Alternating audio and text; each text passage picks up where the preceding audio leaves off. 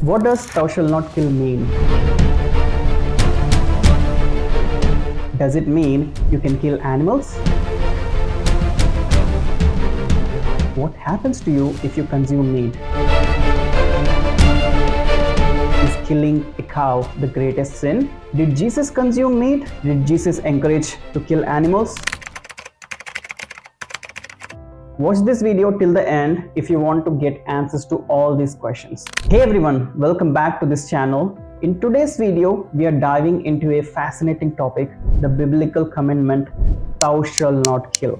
Now, why do we see Christians involved in animal slaughter when their faith explicitly commands against killing? It's a common argument in Christianity that only human life is sacred as humans are made in God's image, thus making killing another person a sin but not an animal. However, the commandment doesn't specify do not kill humans only. It simply states thou shalt not kill.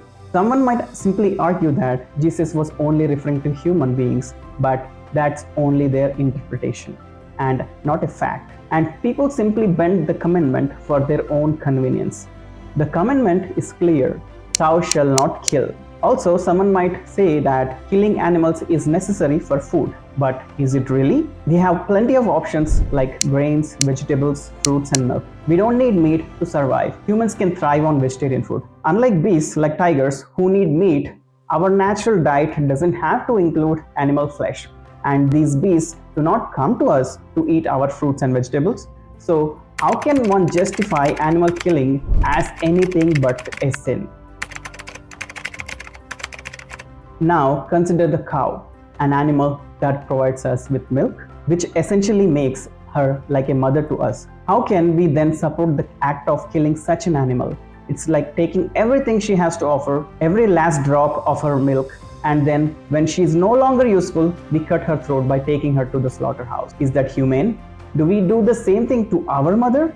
Now, in some cultures like in India, meat eaters are advised to consume what's considered lower animals like goats, pigs and chickens, but even there, cow slaughter is viewed as a grave sin. In preaching Krishna consciousness, we ask people to abstain from all meats, but if under certain circumstances others are obliged to eat meat, then they should eat the flesh of some lower animal.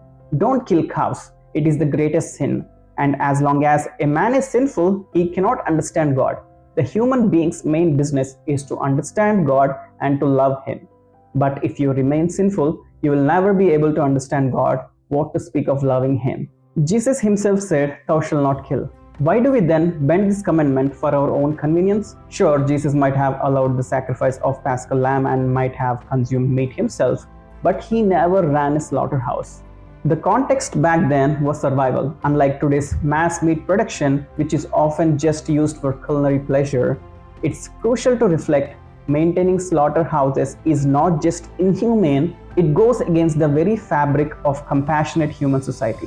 When there is no other food, someone may eat meat in order to keep them from starving. That is another thing. But it is more sinful to regularly maintain slaughterhouses just to satisfy your tongue.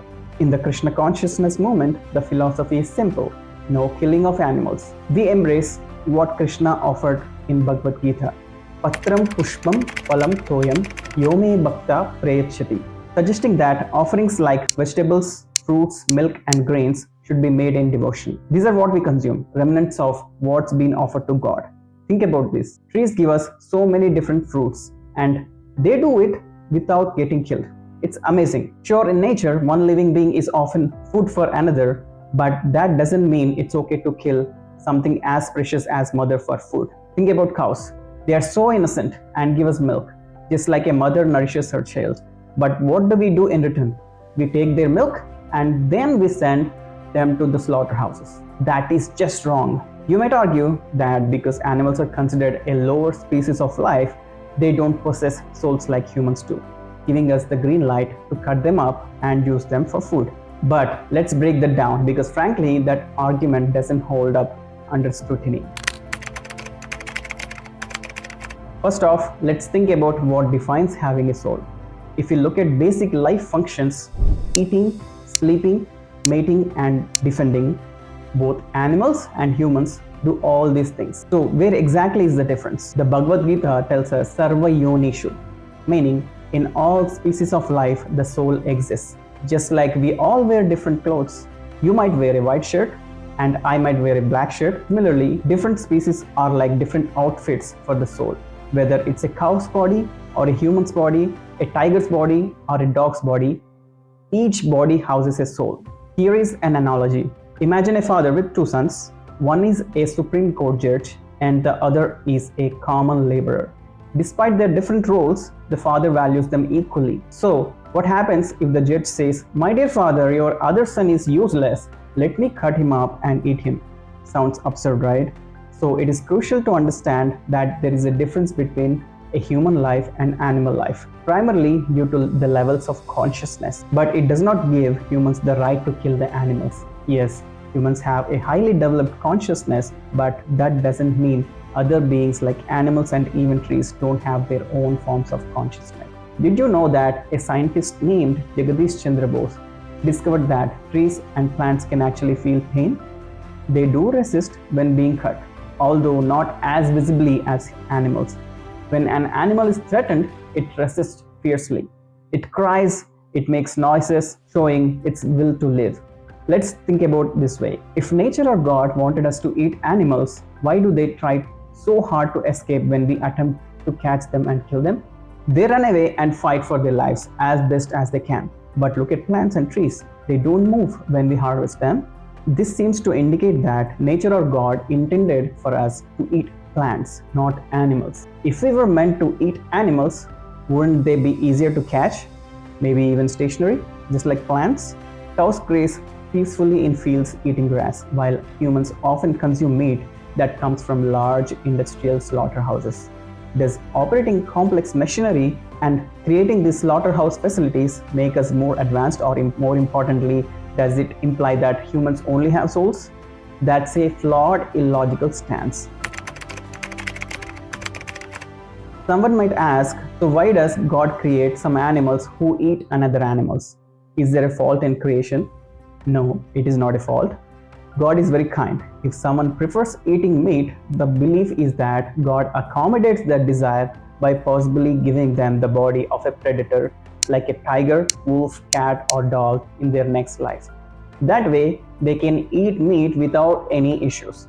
So instead of using slaughterhouses, they would naturally have the tools like fangs and claws to hunt. So people who eat meat might end up as carnivorous animals in their next lives to make it easier for them to stick to their preferred diet. Thank you for joining us on this deep dive into ethics of animal slaughter in the light of commandment, "Thou shalt not kill." We have unpacked the historical, religious, and moral layers that challenge us to rethink our choices and their impacts. How do you interpret this commandment? Do you see a path towards a more compassionate lifestyle within your own beliefs? Drop your comments below and let's get this conversation going. Don't forget to like, subscribe, and hit that bell icon for more thought-provoking discussions. Thank you for watching and see you in the next video. Hare Krishna.